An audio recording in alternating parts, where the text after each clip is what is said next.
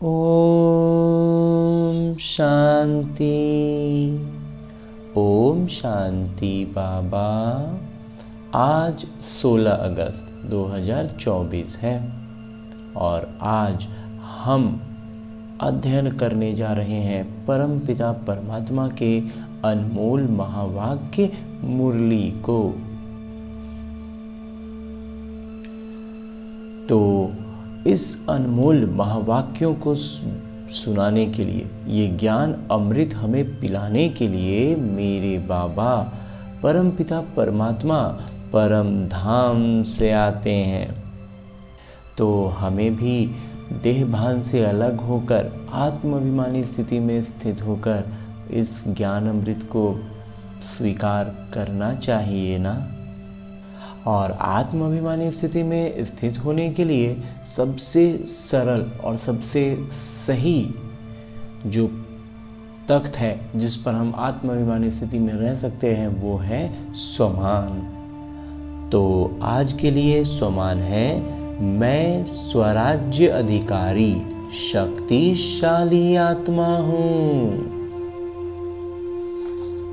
तो आज का ये जो स्वमान है कि मैं आत्मा तो हूँ, कैसी आत्मा हूँ? स्वराज्य अधिकारी हूँ। स्वराज्य अधिकारी कैसे हूँ? शक्तिशाली हूँ, इसलिए स्वराज्य अधिकारी हूँ। तो बाबा ने आज एक स्वमान में हमें 3 स्मृतियाँ दिला दी हैं। तो इन स्मृतियों में एकदम पक्के होकर हम क्यों ना चलें मधुबन की धरा पर, जहाँ साकार रूप में मेरे बाबा ने ये मुरलियाँ चलाई थीं और हमें ये ज्ञान रस दिया है।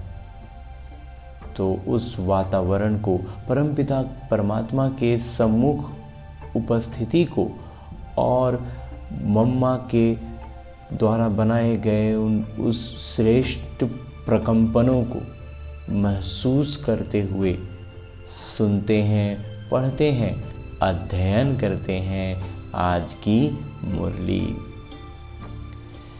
और साथ ही साथ क्यों ना अपने हम संबंध संपर्क की सारी आत्माओं को लेकर चलें। जहाँ वो बाबा के कमरे में सबको लेकर चलेंगे तो बाबा से वो लाड प्यार मिलेगा, तो उनके दुख दर्द कम होंगे। और फिर जब मुरली हिस्ट्री हॉल में पहुँचकर हम मुरली सुनेंगे तो उन पर भी अप्रत्यक्ष रूप से मुरली के प्रभाव आएगा। और फिर जब हम शांति स्तंभ के पास जाकर सद्गुरु से सद्गति लेंगे तो उनको भी अप्रत्यक्ष रूप से सारी चीज़ों का प्रभाव उनके जीवन पर आएगा ही आएगा। ये साकाश देने का इस ब्रह्मा कुमार के आए मंथन में एक बहुत सरल और सहज साधन है, जिसमें हम खुद भी आत्माभिमानी स्थिति में स्थित रहकर मुरली को बड़े ध्यान से सुन पाते हैं, पढ़ पाते हैं, एक एक शब्द व शब्द हमें याद रह जाते हैं। और साथ ही साथ अन्य संबंध संपर्क की आत्माओं का भी साकाश रूप में, मनसा सेवा के रूप में कल्याण कर पाते हैं। तो ऐसी श्रेष्ठ भावना और श्रेष्ठ कामना के साथ चलिए चलते हैं मधुबन। मैं आत्मा अपने इस स्थूल शरीर से अलग आत्माभिमानी स्थिति में अपने सूक्ष्म शरीर के साथ इस लौकिक शरीर से अलग होकर मन की गति से एक क्षण से भी कम समय में पहुंच जाता हूँ मधुबन में, पांडव भवन के द्वार पर। और जिन जिन आत्माओं का मुझ आत्मा ने आवाहन किया था, वो सारी आत्माएं, संबंध संपर्क की वो सारी आत्माएं जिनके साथ मेरे कर्मों का हिसाब किताब बड़ा सरल हो या बहुत जटिल हो, सारी आत्माओं को निमंत्रण देकर हमने उनके सूक्ष्म रूप के साथ उन्हें यहाँ बुलाया है। और अब उनके साथ हम प्रवेश करते हैं पांडव भवन में। जैसे ही द्वार से हम प्रवेश करते हैं तो ये सामने श्री कृष्ण की वो बड़ी सी सुसज्जित तस्वीर जो ये संदेश देती है कि नर्क जा रहा है और स्वर्ग आ रहा है। परंतु साथ में आई जो आत्माएं हैं वो थोड़ा मूंझती हैं कि अभी तो पूरा का पूरा नर्क का माहौल है, पूरी तरह से नर्क है। तो उनको ये स्मृति दिलाने के लिए ही तो हम उन्हें यहाँ लेकर आए हैं कि जब सुबह के 4 बजते हैं तो लौकिक रीति से भी हम देखें तो सुबह के 4 बजे सबसे ज़्यादा गहरी और मीठी नींद आती है। रात भर अगर किसी कारण से छटपट भी होते रह गए तो भी सुबह होते होते नींद तो आनी ही है। तो वो समय है जब नींद भी अपना चरम पर होता है। और अलौकिकता में ये पाप कर्म, ये सारे कुछ, ये भी अपना कलयुग अपने चरम पर है। तो जो कलयुगी स्थिति में है उनके लिए तो अभी ये बहुत चरम पर रहेगा, अभी उसमें वो लीन रहेंगे। लेकिन जिनको बाबा जगा रहे हैं, बाबा जगा तो सबको रहे हैं, जिनकी नींद खुल रही है। तो कुछ बच्चे ऐसे हैं जो कहने को तो उठ गए हैं, उठकर बिस्तर पर बैठ गए हैं, लेकिन वहीं पर बैठे बैठे सो रहे हैं। तो कुछ बच्चे ऐसे हैं जो नींद से उठने की कोशिश तो कर रहे हैं, ब्राह्मण बच्चे बने हैं, बाबा का ज्ञान समझे हैं, लेकिन अपनी नींद से पूरी तरह जाग नहीं पा रहे हैं और ज्ञान में आगे नहीं बढ़ पा रहे हैं। वो फंसे रह जा रहे हैं, नींद के प्रभाव में है। कहने को उठ तो गए हैं, ब्राह्मण तो बन गए हैं, लेकिन सक्रिय नहीं हो पा रहे हैं। तो ये प्रभाव है विकारों का, कलयुग का। तो हमें इस कलयुग से बाहर आना है और उसी के लिए इस ब्रह्म कुमार का ये छोटा छोटा अभ्यास है, छोटा छोटा प्रयास है कि कहाँ कहाँ हम मूंझ रहे हैं, उन जगहों पर हम उन सब से बाहर आ जाएं। तो इस संदेश को थोड़ा मंथन करते हुए अब हम आगे बढ़ते हैं और चलते हैं बाबा के कमरे में। बाबा के कमरे में जैसे ही मैं आत्मा अपने संबंध संपर्क की सारी आत्माओं के साथ प्रवेश करता हूँ, मेरे बाबा आज वहाँ फोटो फ्रेम में नहीं है और ना ही वहाँ कोई फोटो फ्रेम है, बल्कि मेरे बाबा तो वहीं बिस्तर के पास खड़े बाहें फैलाए मुझ आत्मा का इंतज़ार कर रहे हैं और कहते हैं, मीठे बच्चे आओ, बड़ी देर लगा दी आने में। बाबा की ये पुकार सुनकर मैं आत्मा दौड़े दौड़े जाकर बाबा से लिपट जाता हूँ और मेरे बाबा मुझे बड़े प्यार से गले लगाते हैं और बहुत प्यार करते हैं। और बाबा के इस सूक्ष्म शरीर की विशेषता है कि बाबा मुझ आत्मा के साथ आई सारी संबंध संपर्क आत्माओं को ये अनुभव कराते हैं कि वो सबको बाबा ने गले लगाया है और वो सभी परमपिता परमात्मा के इतने करीब होने का अनुभव से भाव विभोर हो रहे हैं। वो सारी आत्माएं परमपिता परमात्मा के सानिध्य में भाग्यवान महसूस कर रहे हैं और उनके जीवन में और मुझ आत्मा के भी जीवन में जो भी किरदार से और कर्मों के हिसाब किताब से जो भी दुख है, जो भी दुखों से मिलने वाले दर्द हैं, उन सब पर बाबा का ये प्यार मलहम का काम कर रहा है। बाबा के प्यार का मलहम जब लगता है तो हम बहुत शांत अनुभव करते हैं।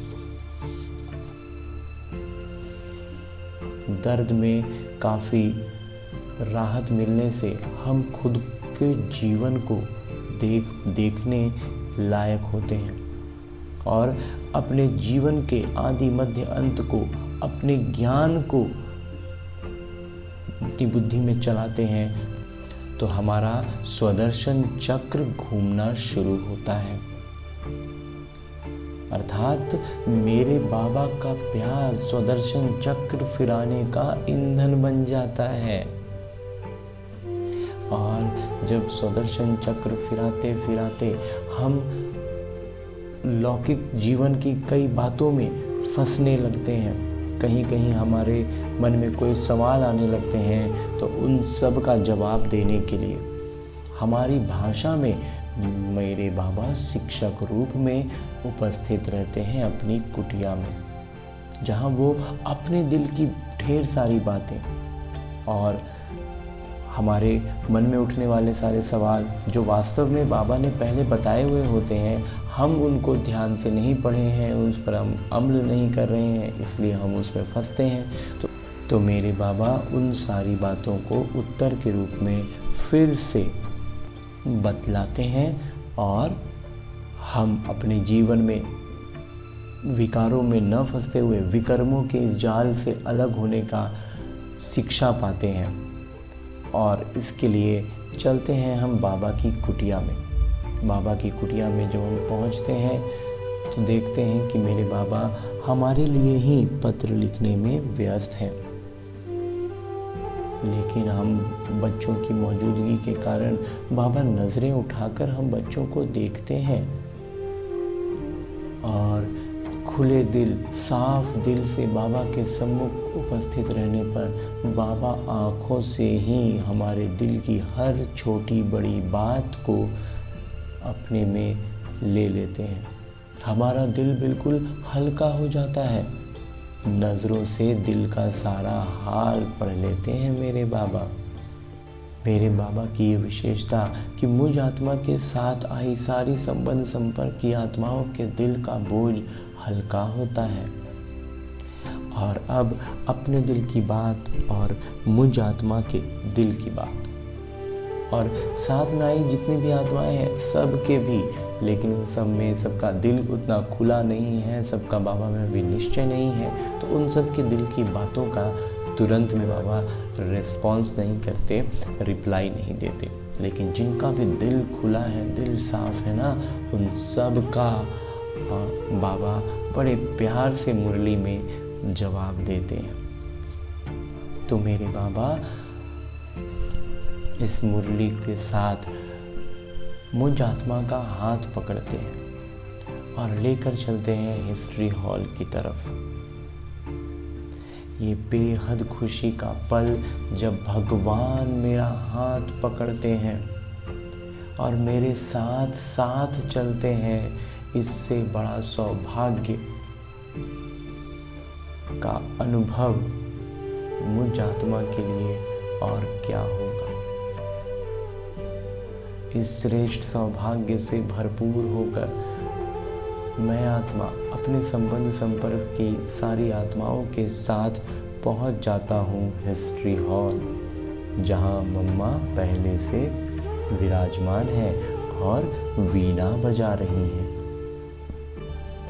एक तरफ बाबा विराजमान हो जाते हैं और मम्मा और बाबा के सम्मुख मैं आत्मा और मुझ आत्मा के साथ आई सारी आत्माएं, संबंध संपर्क की सारी आत्माएं विराजमान हो जाते हैं और मम्मा जो वीणा बजा रही हैं, उस वीणा के मधुर संगीत में जो माहौल को एकदम उच्च प्रकंपनों से भरपूर कर रहा है, परमात्मा प्यार में लवलीन कर देने वाला है, उसमें हम सब आत्माएं लवलीन हो जाते हैं और पूरी तरह से आत्माभिमानी स्थिति में स्थित रहकर मम्मा बाबा के सम्मुख अब हम मुरली का अध्ययन करते हैं। बाबा ने कहा, मीठे बच्चे, मैं विदेही पिता तुम देहधारियों को विदेही बनाने के लिए पढ़ाता हूँ। ये है नई बात जो बच्चे ही समझते हैं, जो बाबा के बच्चे हैं वही समझते हैं कि बाबा अशरीरी हैं और हमें भी अशरीरी बनने की शिक्षा दे रहे हैं, ज्ञान दे रहे हैं। आगे प्रश्न रूप में मेरे बाबा कहते हैं कि बाबा को एक ही बात बार बार समझाने की आवश्यकता क्यों पड़ती है। बाबा पहले ही हमें बहुत सारी जीवन की बातें बतला चुके रहते हैं, फिर जब वास्तविकता में सामने आता है हम फिर उलझते हैं, तो बाबा को हमें फिर वही ज्ञान देना पड़ता है उत्तर रूप में। उत्तर बतलाते हैं बाबा, क्योंकि बच्चे घड़ी घड़ी भूल जाते हैं। हम बार बार बाबा का ये श्रेष्ठ ज्ञान भूल जाते हैं, बाबा को भूल जाते हैं।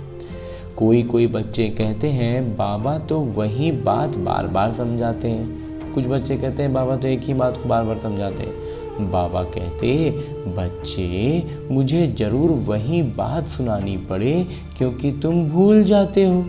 तुम बार बार भूल रहे हो तो हमको बार बार दोहराना पड़ रहा है। तुम्हें माया के तूफान हैरान करते हैं। अगर मैं रोज़ खबरदार न करूं तो तुम माया के तूफानों से हार खा लेंगे। अभी तक तुम सतोप्रधान कहाँ बने हो? अभी तक तुम सतोप्रधान बने कहाँ हो जो तुम बोल रहे हो कि एक ही बार पढ़ा रहे? जब बन जाएंगे तब सुनाना बंद कर देंगे। तुम सतोप्रधान बन जाओ, बाबा ये एक ही बात सुनाना बंद कर देंगे। सतोप्रधान बन नहीं पा रहे हैं और बाबे को शिकायत कर रहे हैं कि बाबा एक ही बात आप रोज़ रोज़ सुनाते रहते हैं, एक ही बात समझाते रहते हैं। तुम समझ कहाँ रहे हो? सतोप्रधान बने कहाँ हो? हाँ जी बाबा। ओम शांति। इसको विचित्र रूहानी पढ़ाई भी कहा जाता है। नई दुनिया सतयुग में भी देहधारी ही एक दूसरे को पढ़ाते हैं। ज्ञान तो सब पढ़ाते हैं, यहाँ भी पढ़ाते हैं। ये सब देहधारी एक दूसरे को पढ़ाते हैं। ऐसे कभी नहीं होगा कि विदेही पिता या रूहानी पिता पढ़ाते हों। शास्त्रों में भी श्री कृष्ण भगवानुवाच लिख दिया है। वो भी जिस्मानी हो गए। ये नई बात सुनकर मूंझ जाते हैं। तुम्हारे में भी नंबरवार पुरुषार्थ अनुसार समझते हैं कि रूहानी पिता हम रूहों को पढ़ाते हैं। ये है नई बात। सिर्फ इस संगम पर ही बाबा खुद आकर कहते हैं, इस द्वारा मैं तुमको पढ़ाता हूँ। ज्ञान का सागर, शांति का सागर, सब आत्माओं के पिता भी वही हैं। ये समझ की बात है ना। देखने में तो कुछ नहीं आता, आत्मा ही है मुख्य और वो अविनाशी है। शरीर तो विनाशी है। अभी वो अविनाशी आत्मा बैठ पढ़ाती है। भल तुम सामने देखते हो, ये तो साकार में शरीर बैठे हैं, परंतु ये तुम जानते हो कि ये ज्ञान देहधारी नहीं देते हैं। ज्ञान देने वाले विदेही पिता हैं। कैसे देते हैं वो भी तुम समझते हो। मनुष्य तो बड़ा मुश्किल समझते हैं। कितना तुमको माथा मारना पड़ता है ये निश्चय कराने के लिए।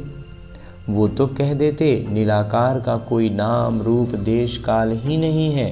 वो बाबा खुद बैठ पढ़ाते हैं। कहते हैं मैं सब आत्माओं का पिता हूँ जिसको तुम देख नहीं सकते हो। समझते हो वो विदेही हैं। ज्ञान आनंद प्रेम के सागर हैं। वो कैसे पढ़ाएंगे? बाबा खुद समझाते हैं कि मैं कैसे आता हूँ, किसको आधार लेता हूँ। मैं कोई गर्भ में जन्म नहीं लेता। मैं कभी मनुष्यों व देवता नहीं बनता हूँ। देवता भी शरीर लेते हैं। मैं तो सदैव शरीर ही रहता हूँ। मेरा ही नाटक में ये किरदार है जो मैं कभी पुनर्जन्म में नहीं आता हूँ। तो ये समझ की बात है ना। देखने में तो आता ही नहीं, वो तो समझते हैं। श्री कृष्ण भगवान वाच। भक्ति मार्ग में रथ भी कैसे बैठ बनाया है। बाबा कहते हैं बच्चे तुम मूंझते तो नहीं हो।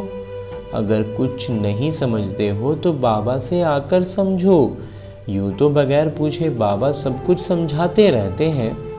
तुमको कुछ भी पूछने की दरकार नहीं है। मैं इस पुरुषोत्तम संगम युग पर ही अवतार लेता हूँ। मेरा जन्म भी वंडरफुल है। तुम बच्चों को भी वंडर लगता है।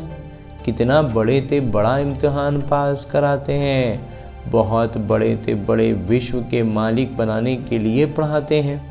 वंडरफुल बात है ना। हे आत्माओं, हर 5000 वर्ष बाद मैं तुम्हारी सेवा में आता हूँ। बाबा कहते हैं कि मैं तुम्हारी सेवा में आता हूँ। और हम बाबा हमारे इतने लिए इतना कर रहे हैं, इतना ज्ञान दे रहे हैं, इतना समय दे रहे हैं, और हम हैं कि रावण की लौकिक चीज़ों में उलझे हुए हैं, फंसे हुए हैं। आगे बाबा कहते हैं कि आत्माओं को पढ़ाते हैं ना, कल्प कल्प कल्प के संगम युगे तुम्हारी सेवा में आता हूँ। बाबा इतने निरहंकारी हैं कि हम कहते हैं हम सेवा करने आए हैं, लेकिन जो हमें ध्यान देनी है वो क्या है कि बाबा हम आत्माओं को पढ़ाने आए हैं, हम आत्माओं के मन बुद्धि संस्कारों को परिवर्तन करना है। तो इसलिए हमें आत्माभिमानी स्थिति में स्थित होकर, देहभान से अलग होकर इस मुरली को सुनना है, पढ़ना है, क्योंकि आत्माओं से बाबा बात कर रहे हैं और हम देहभान में रहेंगे तो बाबा का मेहनत तो बेकार हो जाएगा ना। तो बाबा जब हमें हमारे लिए आए हैं तो फिर हम उनके लिए इतना नहीं करेंगे, और हम उनके लिए क्या करेंगे, हम अपने लिए करेंगे। जब हम आत्माभिमानी स्थिति में स्थित रहेंगे तो हमारे लिए वो ज्ञान की हर बात हमारे में परिवर्तन लाएगा। बाबा कहते हैं आधा कल्प तुम पुकारते आए हो, हे बाबा हे पतित पावन आइए। श्री कृष्ण को कोई पतित पावन नहीं कहते हैं, पतित पावन परमपिता परमात्मा को ही कहते हैं। तो बाबा को भी आना पड़ेगा पतितों को पावन बनाने। इसलिए कहा जाता है अकाल मूर्त सत बाबा, अकाल मूर्त सत शिक्षक, अकाल मूर्त सत गुरु। सिख लोगों के भी बहुत अच्छे स्लोगन हैं, परंतु उन्हों को ये पता नहीं है कि सतगुरु अकाल मूर्त आते कब है।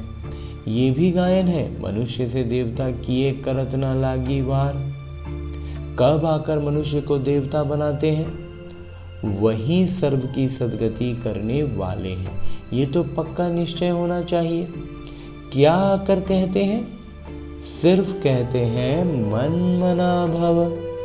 उसका अर्थ भी समझाते हैं और कोई भी अर्थ नहीं समझाते।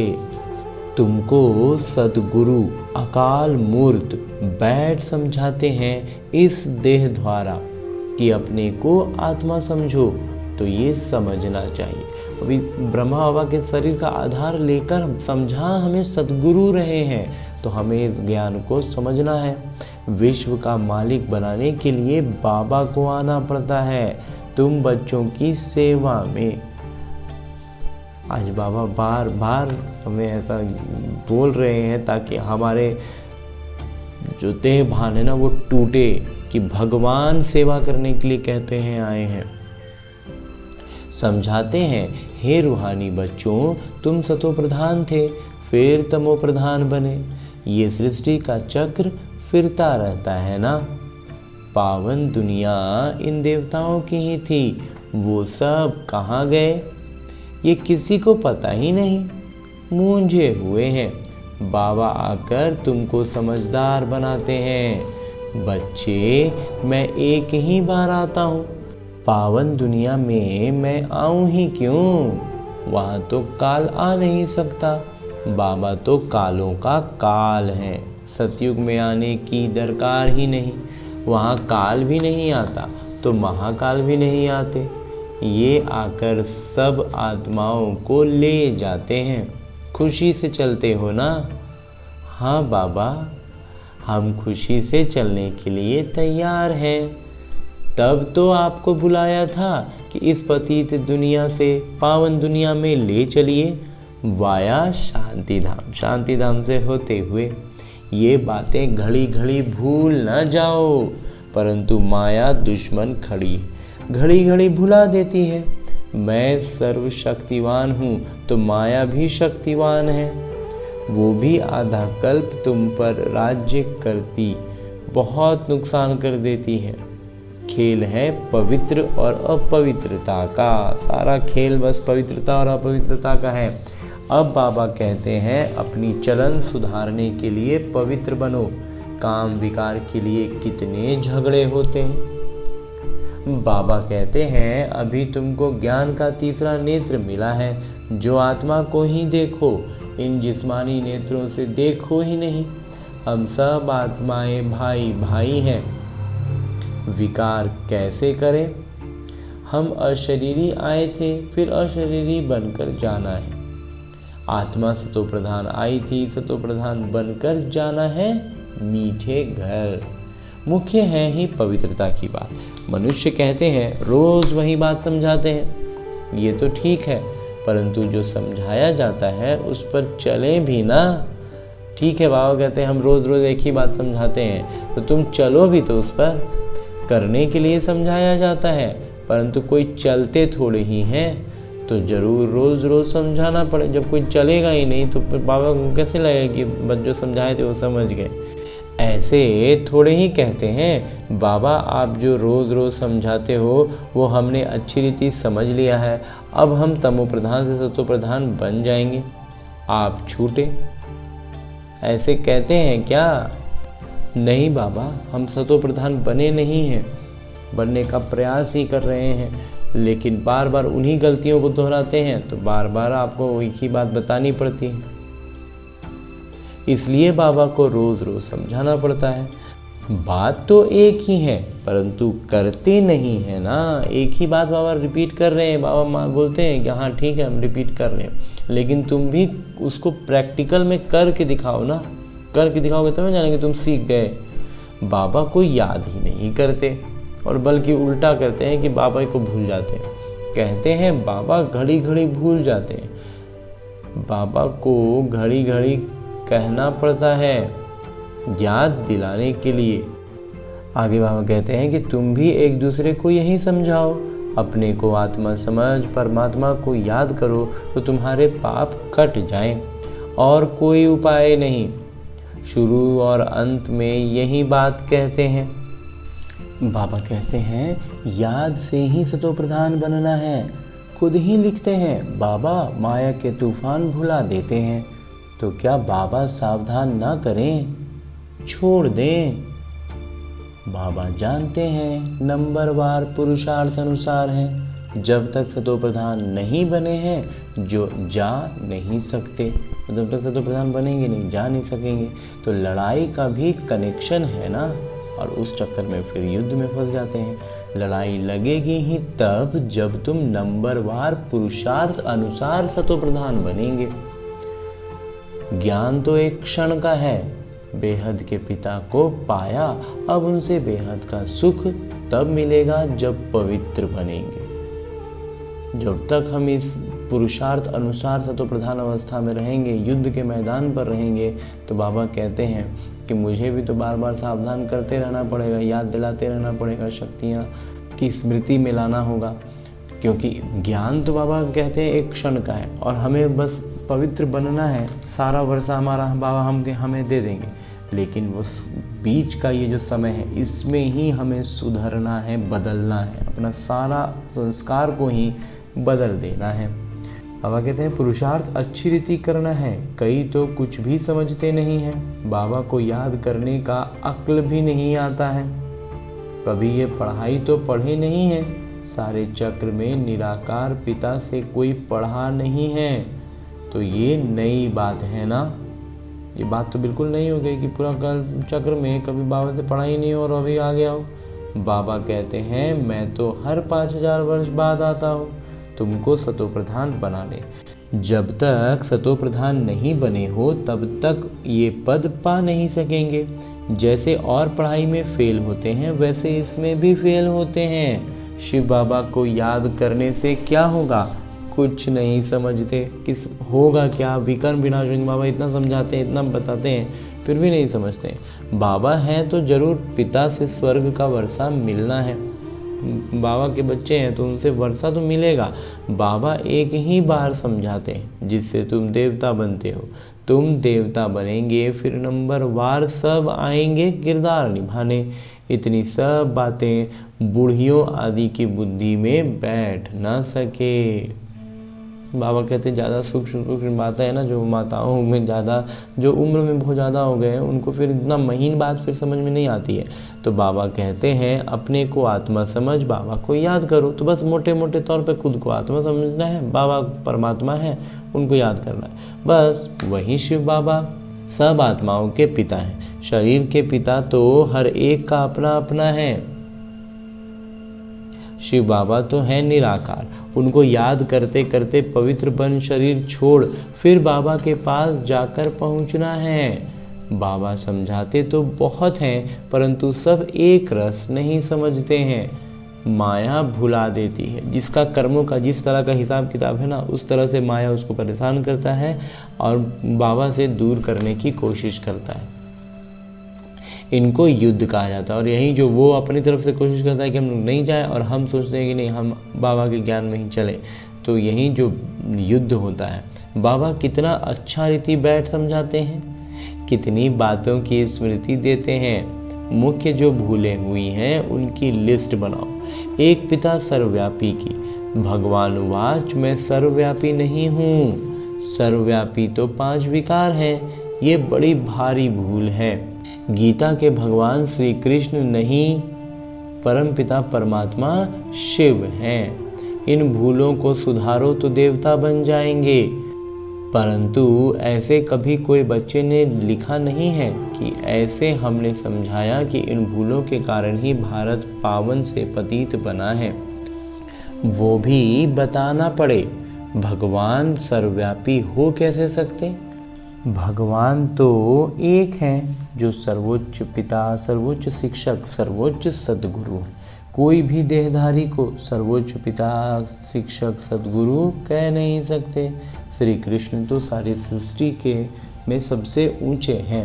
जब सृष्टि सतो प्रधान होती है तब वो आते हैं, फिर सतों में राम, फिर नंबरवार अपने समय पर ही आएंगे।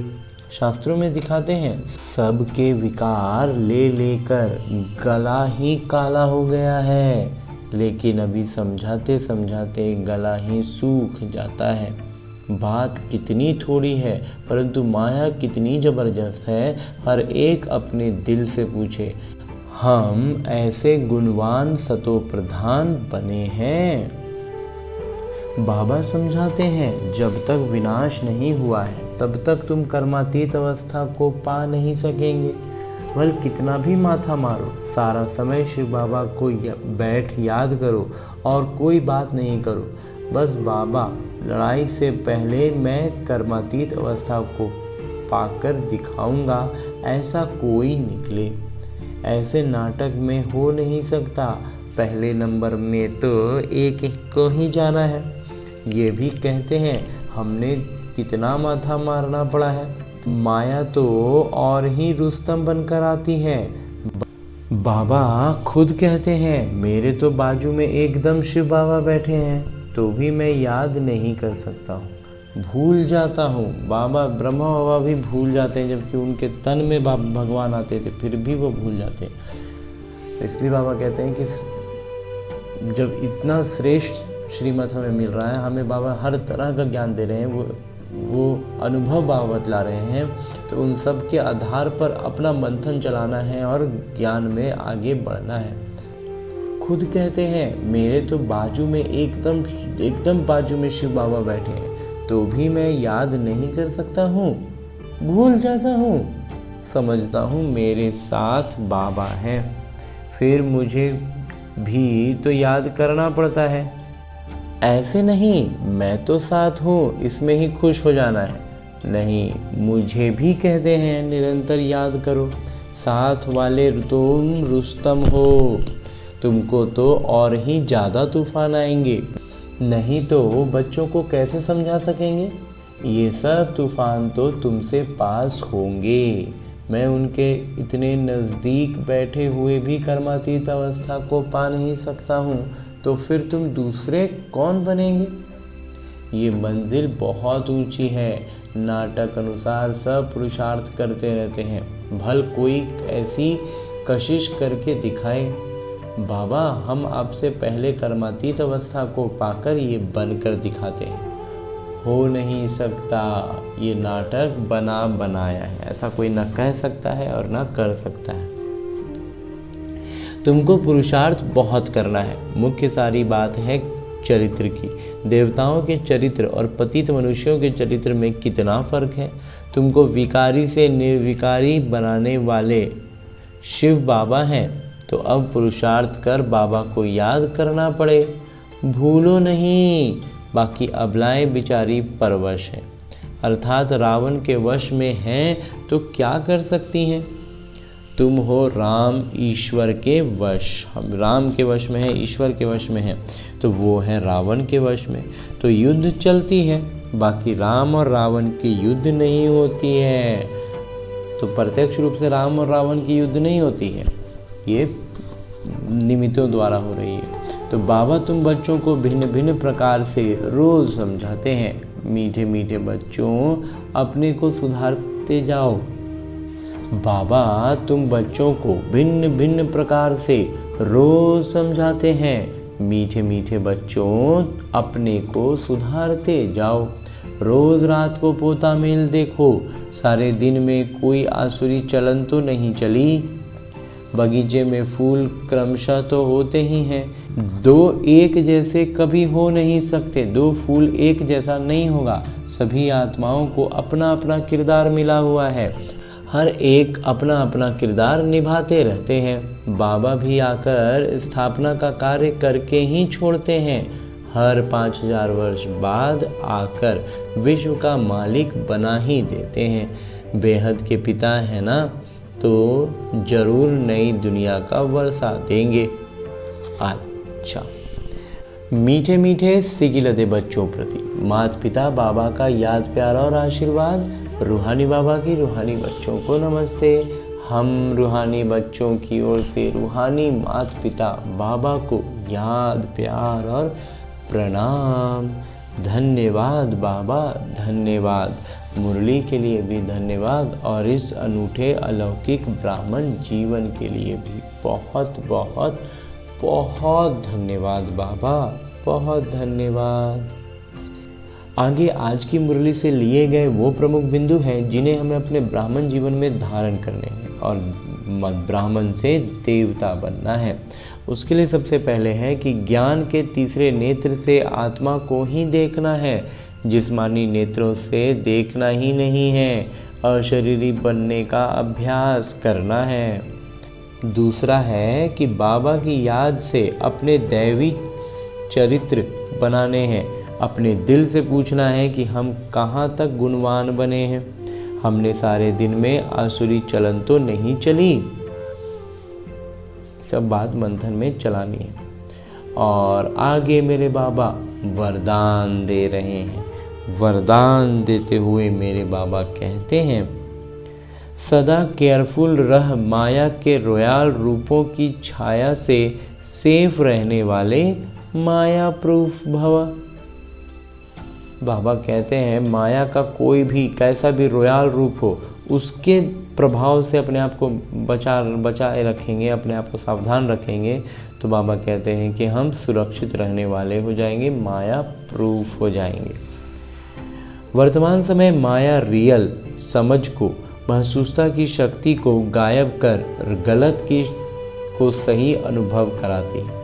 अभी वर्तमान का सबसे मेन काम क्या है कि जो गलत है, जो सही नहीं है, उसको सही दिखलाता है और जो सही है उसको गलत दिखला दे रहा है, ये अनुभव करा दे रहा है। तो जैसे कोई जादू मंत्र करते हैं तो परवश हो जाते हैं, ऐसे रोयाल माया रियल को समझने ही नहीं देती है। इसलिए माता पिता अटेंशन को डबल अंडरलाइन करा रहे हैं, यहाँ पर सावधानी रखना, इस बात को बाबा दोहरा रहे हैं एक बार फिर से। ऐसा केयरफुल रहो जो माया की छाया से सेफ माया प्रूफ बन जाओ। विशेष मन बुद्धि को बाबा की छत्र छाया के सहारे में ले जाओ। मन बुद्धि को बाबा कहते हैं कि बाबा की छत्र छाया में ले आना है। माया का छत्र छाया में रह जाएगा, माया के चंगुल में फंसा रह जाएगा तो उन्नति नहीं होगी। इसलिए बाबा कहते हैं कि ऐसा केयरफुल रहो जो माया की छाया से सुरक्षित माया प्रूफ बने और विशेष तौर पर मन बुद्धि को बाबा की छत्र छाया के सहारे में ले आओ। और अंत में स्लोगन है, मुरली का उपदेश है कि जो सहयोगी हैं उनको देखकर दूसरों को भी योग सहज लग जाता है। जो सहज योगी होंगे ना, उनको खाली देखने मात्र से, उनका व्यक्तित्व से बाबा का ज्ञान झलकने लगेगा और उससे बाबा कहते हैं कि हमारा योग भी सहज लग जाता है। अच्छा, और अब परमपिता परमात्मा के ये अनमोल मधुर महावाक्य मुरली को अध्ययन करके, मुरली की हर एक बात को अपने बुद्धि में एकदम स्पष्ट रूप से सामने रखते हुए चलते हैं अब हिस्ट्री हॉल से बाहर निकलकर शांति स्तंभ के पास, जो कि साकार बाबा के, प्रजापिता ब्रह्मा बाबा के संपूर्ण अवस्था का प्रतीक है। और ये वो स्थान है जहाँ बाबा सारी शक्तियाँ हम बच्चों पर न्योछावर करते हैं। तो मैं आत्मा अपने संबंध संपर्क के सारी आत्माओं को, जिनको मैं अपने साथ लेकर आया हूँ सूक्ष्म शरीर के साथ, उन सब को लेकर मैं इकट्ठा होता हूँ शांति स्तंभ के पास। और अब शांति स्तंभ के पास से हम अपने स्थूल शरीर से तो अलग हैं ही, और अब सूक्ष्म शरीर से भी अलग होकर ज्योति बिंदु रूप में स्थित होकर पूर्ण आत्म अभिमानी स्थिति में आकर देह भान का, मतलब कि कर्मेंद्रियों का भी सारा भान समाप्त हो जाता है जब हम अपने बिंदु स्वरूप में आते हैं। सिर्फ मन बुद्धि संस्कार साथ होते हैं, अनुभव होता है। तो इसी मन बुद्धि संस्कारों के साथ मैं ज्योति बिंदु आत्मा चलता हूँ परम धाम। मन की गति से एक क्षण से भी कम समय में मैं आत्मा ज्योति बिंदु स्वरूप में स्थित होकर पहुंच गया हूँ परम धाम। अपने परम पिता परमात्मा के सानिध्य में मैं अपने 7 आदि संस्कारों से की स्मृति में आता हूँ, और जिसके प्रभाव से अष्ट शक्तियाँ जागृत होती हैं। सबसे पहले पवित्रता का संस्कार मुझे इस लौकिक दुनिया की भीड़ से अलग कर देता है, और एक सीढ़ी पर जैसे हम चढ़ने लगते हैं। और जब इस लौकिक दुनिया से अलग होकर हम थोड़ा ऊपर उठते हैं तो विकारों का प्रभाव, विकारों के जो अंधेरे में हम फंसे थे उससे थोड़ा थोड़ा हम उजाले की ओर बढ़ने लगते हैं। हमें रोशनी की किरण दिखाई देती है, ज्ञान प्रकाश का प्रभाव हम पर आता है, जिसके कारण हमारा तीसरा नेत्र खुलता है। और विकारों का हम पर थोड़ा प्रभाव कम पड़ने से हम शांति का अनुभव कर पाते हैं। तो मुझ आत्मा का दूसरा संस्कार शांति का, मुझे आत्मा को स्मृति में आता है कि शांति मेरा स्वधर्म है। और साथ ही साथ इस शांत अवस्था में परमात्मा प्यार का अनुभूति पाते हैं, क्योंकि जब तक विकारों में उलझे रहते हैं ना, तब तक परमात्मा का प्यार का वो अनुभव नहीं मिलता। लेकिन जब पवित्रता के सीढ़ी पर आगे बढ़ते हैं, ऊपर उठते हैं, तो विकारों की धुंध छटने लगती है, ज्ञान प्रकाश मिलता है, मन शांत होता है, और परमात्मा प्यार में हम अनुभव में आते हैं। और जब परमात्मा प्यार में हम लवलीन हो जाते हैं तो हमारे भीतर खुशी की तरंगें दौड़ने लगती हैं, और मैं सुख स्वरूप आत्मा हूँ, ये स्मृति में आता है मेरा चौथा संस्कार। मेरा पांचवा संस्कार, मैं शक्ति स्वरूप आत्मा हूँ, ये तब आता है जब मैं भरपूर हो चुका होता हूँ। परमात्मा प्यार से, सुखों से शांत अवस्था में स्थित हो जाता हूँ, पवित्र रहता हूँ, तब ये शक्ति का संस्कार सक्रिय होता है। और उस शक्ति के संस्कारों में अष्ट शक्तियाँ हैं जो एक एक करके, सबसे पहले सहन शक्ति जागृत होती है, जो ज़्यादा कुछ नहीं, बस बाबा को के बातों को मोटे मोटे तौर पर, जो बाबा कहते हैं ना नंबरवार बच्चे हैं, उन सब अवस्थाओं में हैं। तो उन अवस्थाओं में जब हम बिल्कुल मोटे स्तर पर होते हैं, बाबा के ज्ञान की सूक्ष्म बातें, गुह्य बातें समझ में नहीं आती, कर्मों का हिसाब किताब इतना भारी होता है कि हम आगे नहीं बढ़ पाते, तो एक शक्ति तो ज़रूर जागृत हो जाती है और वो है सहन शक्ति। जीवन की हर बात के लिए आधार बन जाती है। कुछ नहीं तो बस बाबा का शक्ति लो, मेरा बाबा, मैं बाबा का और बाबा मेरा, ये स्मृति रहे, हमारी ये सहन शक्ति जागृत हो जाती है। उसके बाद मुझ आत्मा में जब ज्ञान प्रकाश की तीसरा नेत्र मिला था और विकार के धुंध थोड़े छटने लगे थे, तो मुझ में परखने की शक्ति आई और निर्णय करने की शक्ति आई। माया के हर रूप को हर परिस्थिति में हर वक्त परख लेने की शक्ति और उसके अनुसार सही और सटीक निर्णय सही समय पर लेने की शक्ति आई। उसके बाद मुझ आत्मा में समेटने के और समा लेने के संस्कार जागृत हुए। समेटना उन संस्कारों को है जिसे मैं आज तक मेरा नेचर कहता आया, जो वास्तव में रावण के प्रभाव में इन 63 जन्मों में मुझ आत्मा पर ऊपर से आकर लगे हैं। ये मुझ आत्मा के निज संस्कार नहीं हैं। उन सारों संस्कारों को समेट देना है, अपने जीवन से उसका बोरिया बिस्तरा बांधकर बाहर कर देना है। और वही सारे संस्कार जो अन्य आत्माओं में हैं, उन सबको सकारात्मक रूप में परिवर्तन करके समा लेना है। ये शक्ति मेरे बाबा के प्यार में जब 4 संस्कार जागृत हो चुके हैं और मैं भरपूरता का अनुभव कर रहा हूँ, तो पांचवा ये संस्कार शक्ति के संस्कारों में ये मुझ आत्मा की चौथी और 5वीं शक्ति समेटने की और समाने की। छठी और 7वीं शक्ति है संकीर्णता की शक्ति और सहयोग की शक्ति। संकीर्णता की शक्ति मुझ आत्मा को इतना संकीर्ण बनाती है कि मुझ आत्मा को कोई भी आकर्षित नहीं कर सकता, किसी का भी प्रभाव मुझ आत्मा पर पड़ नहीं सकता। सारे प्रभावों से मुक्त, एकदम सूक्ष्म, एकदम संकीर्ण, कहीं से भी निकल जाएं, कोई प्रभाव नहीं पड़ेगा। और जब इन 6 शक्तियों से संपूर्ण होते हैं, तब 7वीं शक्ति आती है सहयोग की शक्ति। यूँ तो हम शुरू से प्रज्ञान के पहले दिन से ही दूसरों को सहयोग देना चाहते हैं, करने लगते हैं, लेकिन वास्तविकता में ये सहयोग की शक्ति सही मायने में तब काम आती है जब हम इन 6 शक्तियों से परिपूर्ण होते हैं।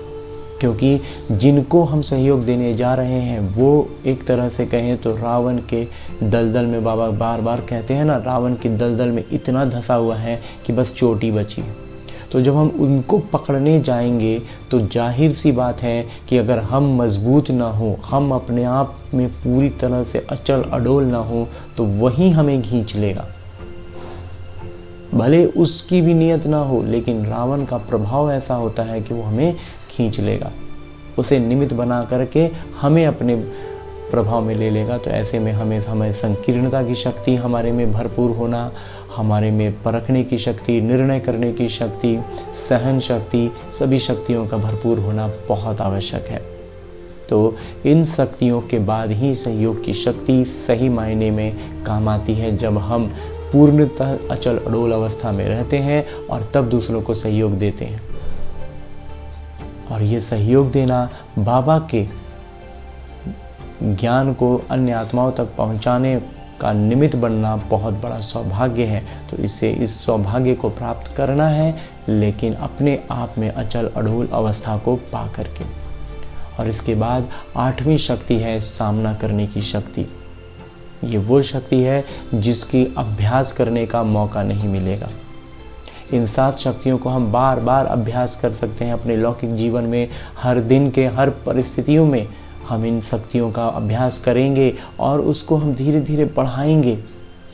लेकिन जब हम इस 8वीं शक्ति की बात करते हैं, जो है सामना करने की शक्ति, ये है अंतिम घड़ी का वो एक क्षण का पेपर। जो बाबा कहते हैं एक क्षण का समय मिलेगा ना, वही होगी सामना करने की, वही काम आएगी ये सामना करने की शक्ति। तो सामना करने की शक्ति का अभ्यास नहीं कर पाएंगे। इसलिए इन 7 शक्तियों में हमें इतना निपुण होना है कि हम बेहद आसानी से वो आखिरी पेपर को एक क्षण में हल कर लें, क्योंकि इसके लिए सिर्फ अभ्यास की ज़रूरत है। क्योंकि लौकिक पढ़ाई में भी हमने देखा है, एक होता है प्रश्न का उत्तर देना और एक होता है प्रश्न का उत्तर एक क्षण में देना। तो जो हमारा स्कूल कॉलेज का पढ़ाई होता है ना, उसमें हम प्रश्नों का उत्तर देते हैं, और जब हम किसी कॉम्पिटिटिव एग्ज़ाम्स की तैयारी करते हैं ना, तो हम प्रश्न का उत्तर क्षण भर में देते हैं। वहाँ इतना लिमिटेड टाइम में इतना ज़्यादा क्वेश्चन देखने होते हैं कि बस क्वेश्चन पढ़ते पढ़ते अंतिम में हमें क्वेश्चन का आखिरी वर्ड पढ़ते पढ़ते आंसर हमारे मुंह पर आ जाए, ऐसी अभ्यास करने। और ये दोनों में अंतर सिर्फ अभ्यास का होता है। तो बाबा के ज्ञान की पढ़ाई को भी हमें इतना अभ्यास करना है कि हम इस 8वीं शक्ति में परिपूर्ण हो और एक क्षण में पास होकर पास विद ऑनर हो जाए। तो इन अष्ट शक्तियों से भरपूर होने के बाद मुझ आत्मा में जो छठा संस्कार जागृत होता है वो है ज्ञान का संस्कार। और ये ज्ञान का संस्कार मुझे वापस पीछे आने नहीं देता। और ये अष्ट शक्तियाँ जो है ना, ये चारों तरफ मुझ आत्मा की एक तरह से कहें तो सुरक्षा कवच बनती हैं। और उस पर मुझ आत्मा का ये 7वां संस्कार, आनंद का संस्कार, इन अष्ट शक्तियों के ऊपर और भीतर दोनों ही तरफ से मुझ आत्मा को बिल्कुल प्रफुल्लित कर देता है। इसके भीतर ये सिर्फ परमात्म ज्ञान, प्रकाश और परमात्म शक्तियाँ आ सकती हैं, विकारों का प्रवेश नहीं। और इस आनंद के आवरण के बाहर मुझ आत्मा की सिर्फ गुणवत्ताएं बिखरें, कुछ अवगुण रहे ही नहीं। तो ऐसी अनोखी अद्भुत स्थिति का अनुभव करना है।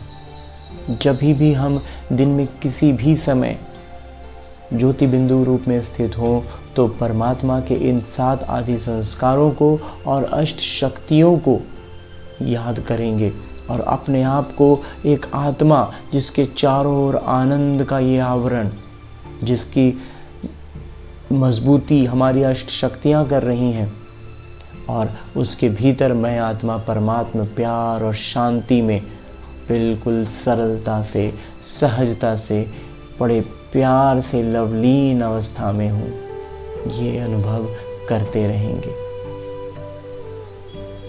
और इस अनुभव के साथ परमात्मा प्यार में लवलीन होकर परम पिता परमात्मा के सानिध्य में, परम धाम में हम जितना देर रहना चाहें रह सकते हैं। और अब हम परमात्मा प्यार से लवलीन अवस्था में इस ज्योति बिंदु स्वरूप से लौट कर आते हैं अपने उसी सूक्ष्म शरीर में, जो अभी फिलहाल मधुबन के शांति स्तंभ के पास उपस्थित है। और ये शांति स्तंभ बाबा के अव्यक्त होने की स्मृति है, जहाँ से बाबा शक्तियाँ तो न्यौछावर करते ही हैं, और नित्य जब हम बाबा की मुरली सुनकर यहाँ आते हैं तो मेरे बाबा इसी अव्यक्त रूप में एक इशारा भी देते हैं। और अव्यक्त इशारे देते हुए बाबा कहते हैं कि मैं हूँ ही कल्प पहले वाला विजयी। इस स्मृति से अपने को हिम्मतवान बनाओ। हम सर्वशक्तिवान पिता के बच्चे सर्वशक्तिवान हैं। इस स्मृति से हिम्मत आ जाएगी। हम बच्चे किनके हैं? सर्वशक्तिवान पिता के, तो हम भी तो शक्तिवान ही रहेंगे ना। और हम कल्प पहले विजयी बने थे। ये 2 बातें हुई। आगे बाबा कहते हैं कि अगर कभी मन में कमज़ोर संकल्प उत्पन्न भी हो जाए तो उसको यहाँ ही ख़त्म करो, शक्तिशाली बनो। उसको वहीं का वहीं ख़त्म कर दो और शक्तिशाली बन जाओ। हाँ जी बाबा। इस श्रेष्ठ अव्यक्त इशारा मिलने के बाद अब समय है विदाई का, अपने लौकिक शरीर में लौटने का। तो हमें अपने जीवन का एक उद्देश्य समझते हुए लौटना है अपने लौकिक शरीर में, कि जो भी ज्ञान बाबा ने दिया, जो बातें हमें बतलाई, उन सबको अपने जीवन में हमें धारण करनी है, उन सबको प्रत्यक्ष रूप में जी करके दिखाना। जैसे ब्रह्मा बाबा ने ये सारा कुछ करके दिखाया कि जो जो बाबा ज्ञान देते हैं वो कैसे कैसे जीवन में अपना सकते हैं। तो जो काम बाबा ने किया वही काम हमें भी करना है। Follow father. तो ब्रह्मा बाबा के समान हमें भी हर एक बाबा के ज्ञान की बात को जीवन में प्रत्यक्ष रूप में लाना है, और यही होगा हमारा जीवन का उद्देश्य।